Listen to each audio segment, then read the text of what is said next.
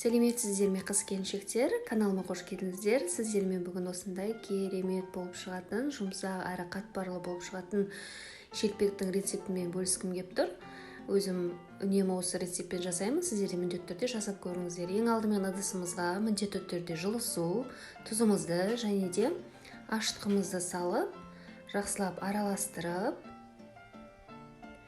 үстінен ұнымызды қосып, орта жұмсақтықтағы қамырды илейтін боламыз. Қамырды осы жақсылап араластырып, жұмсақ қамыр илеп аламыз. Мінекей осылай қамыр илеп алғасын кішкене уақытқа тындыруға қоямыз.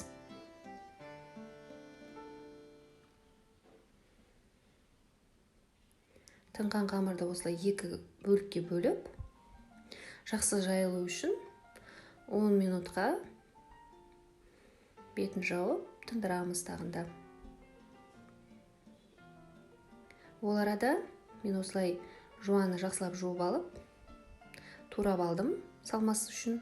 Сіздер пайдалансаңыздар да, пайдаланбасаңыздар да болады.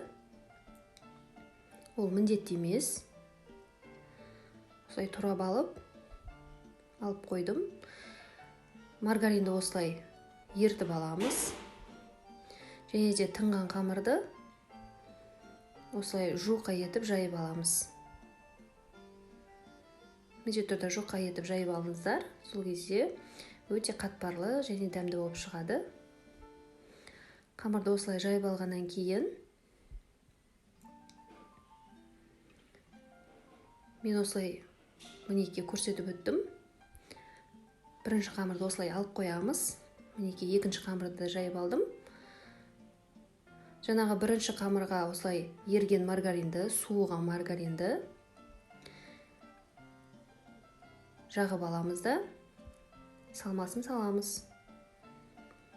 Мен осылай жуаны пайдаландым. Екіншісінде осылай үстіне жайып ерген маргаринді жағып шығамыз. Маргарин қатты көп жақпаңыздар. Қатты майлы болып кетпес үшін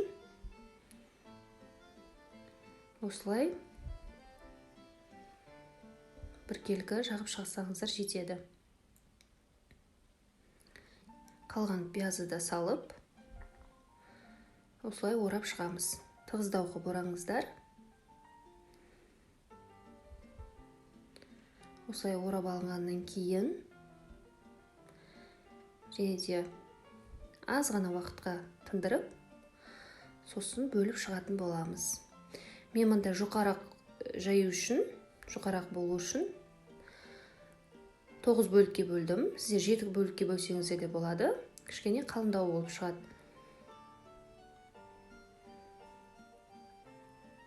Мінекей барлық қамырларды осылай бөліп алып, формаға келтіріп аламыз.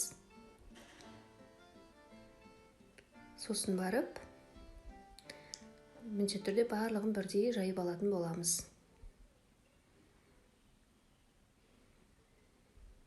Мінекей осылай барлығын біркелкі етіп жайып алғасын қызып тұрған отта пісіріп аламыз. Міне біздің шелпектер дайын болды. Өте дәмді шығады. Және де басқалардан ерекше болып тұрады.